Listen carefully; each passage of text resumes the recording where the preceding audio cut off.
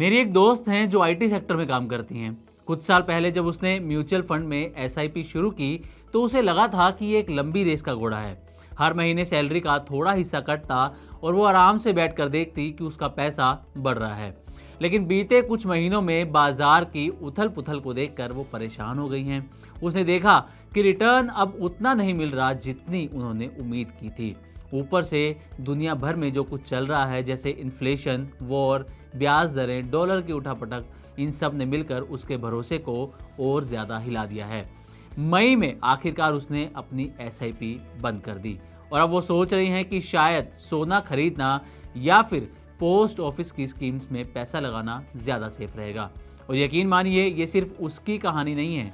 मई 2025 की mutual fund report ये बता रही है कि एसआईपी छोड़ने वालों की तादाद बीते कुछ महीनों में तेजी से बढ़ी है। अब सवाल उठता है, क्या वाकई म्यूचुअल फंड से लोग पैसा निकाल रहे हैं? अगर हाँ, तो ऐसा क्यों हो रहा है? और क्या एसआईपी छोड़ देना सही फैसला है? नमस्कार, मैं हूं सिमरनजीत सिंह और आप देख रहे हैं मनी 9। कहानी शुरू होती है मई 2025 की एक रिपोर्ट से। एम्फी की म्यूचुअल फंड रिपोर्ट बताती है कि लोग अब म्यूचुअल फंड में उतना भरोसा नहीं दिखा रहे जितना पहले करते थे। मई में इक्विटी म्यूचुअल फंड्स में निवेश 19,013 करोड़ रुपए रहा, जबकि अप्रैल में ये 24,269 करोड़ रुपए था।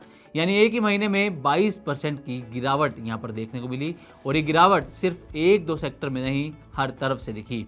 लार्ज कैप फंड्स में निवेश आधा रह गया, 2,671 करोड़ से घटकर 1,250 करोड़ रुपए। मिड कैप और स्मॉल कैप फंड्स में भी लोग पीछे हटे, थोड़ा नहीं, अच्छे खासे पैमाने पर। मतलब साफ है, लोग डर रहे हैं। एसआईपी को एक आदत कहा जाता है जो हर महीने चलती है बिना सोचे। लेकिन मार्च 2025 में एक चौंकाने वाला डेटा आया। एसआईपी स्टॉपेज रेशियो पहुंच गया 128% पर। यानी जितनी नई एसआईपी शुरू हुई उससे ज़्यादा बंद होती गई। 100 नई एसआईपी के मुकाबले 128 एसआईपी बंद। यानी आदत नहीं छूटी, इस आदत से भरोसा उठ गया। और ये भरोसा क्यों टूटा? क्योंकि दुनिया की तस्वीर इस वक्त डरावनी नजर आ रही है।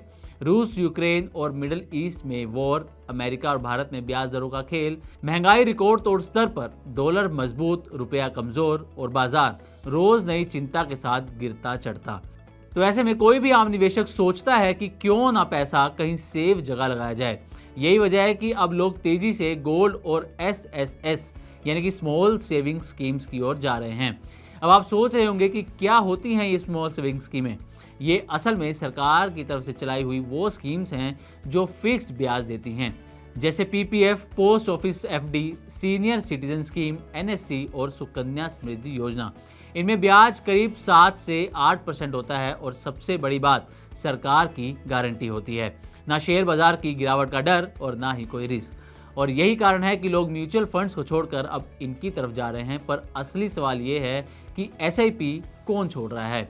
यहाँ एक और बेहद दिलचस्प डेटा है। म्यूचुअल फंड्स दो तरीकों से लिया जा सकता है। डायरेक्ट प्लान, जिसमें आप खुद किसी ऐप से निवेश करते हैं, कोई एडवाइज़र नहीं होता। दूसरा रेगुलर प्लान, जिसमें आप किसी डिस्ट्रीब्यूटर, बैंक या एजेंट के जरिए निवेश करते हैं।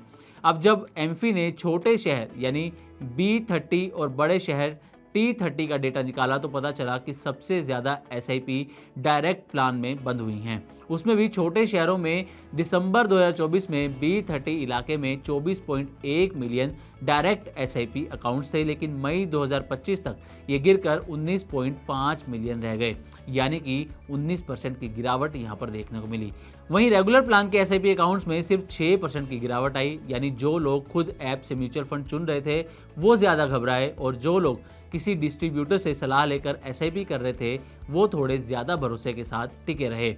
एक भारतीय फिनटेक कंपनी जी फंड्स, जो आम लोगों को म्यूचुअल फंड्स में निवेश करने में मदद करती है, खासकर उन लोगों को जो छोटे शहरों या ग्रामीण इलाकों से आते हैं और जिनके पास निवेश की ज़्यादा जानकारी या एक्सेस नहीं होता। इस कंपनी के सीईओ मनीष कोठारी कहते हैं कि जो निवेशक खुद से फंड चुनते हैं वो अक्सर सिर्फ ज़्यादा रिटर्न वाला फंड चुन लेते हैं, लेकिन ये नहीं समझते कि उसके साथ कितना रिस्क भी आता है। वहीं बड़े शहरों की तस्वीर की बात करें तो बड़े शहरों यानी T30 में भी ऐसा ही पैटर्न देखने को मिला, लेकिन उतनी गहराई से नहीं। डायरेक्ट एसआईपीज़ में 21% की गिरावट आई, रेगुलर एसआईपीज़ में सिर्फ 9% की। यानी जहां गाइडेंस मिली वहां लोग टिके रहे, जहां लोग अकेले चले एसआईपी से पीछे हट गए। हालांकि छोटे शहरों में एसआईपी अकाउंट्स भले ही घटे हों, लेकिन जो निवेशक टिके रहे उन्होंने थोड़ा ज़्यादा पैसा लगाया। इसीलिए B30 इलाके का कुल AUM यानी म्यूचुअल फंड्स में जमा पैसा 33.8% से बढ़कर 34.2% हो गया और पहली बार ये 5 लाख करोड़ रुपए से ज़्यादा का म्यूचुअल फंड AUM सिर्फ छोटे शहरों से आया है। देखिए, एसआईपी एक ऐसी आदत है जो धीरे धीरे आपके लिए बड़ा फंड बना सकती है। अगर आप हर महीने 2,000 रुपये भी डाल रहे हैं तो 10 से 15 साल में यही छोटा निवेश आपकी बड़ी ज़रूरतों को पूरा कर सकता है।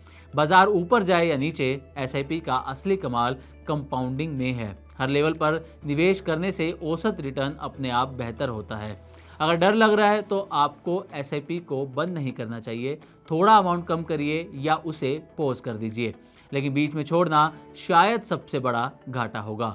मेरे दोस्त की तरह आज कई लोग एसआईपी से बाहर निकल रहे हैं, लेकिन याद रखिए, हर डर का इलाज भागना नहीं होता। गोल्ड हो, म्यूचुअल फंड हो या स्मॉल सेविंग स्कीम, हर एक का अपना रोल है, अपना गोल है। आपके पास कितना वक्त है, आपको कितना रिस्क लेना है, इन सवालों का जवाब ही तय करेगा कि एसआईपी करें या नहीं। आज के लिए बस इतना ही। तो उम्मीद करते हैं कि हमारी तरफ से दी गई जानकारी आपको अच्छी लगी होगी। इसी तरह की और भी वीडियोस के लिए देखते रहें मनी9 और सब्सक्राइब करें हमारा चैनल। साथ ही बिजनेस और पर्सनल फाइनेंस की खबरों को और ज़्यादा डिटेल में आप हमारी वेबसाइट money9live.com पर भी पढ़ सकते हैं।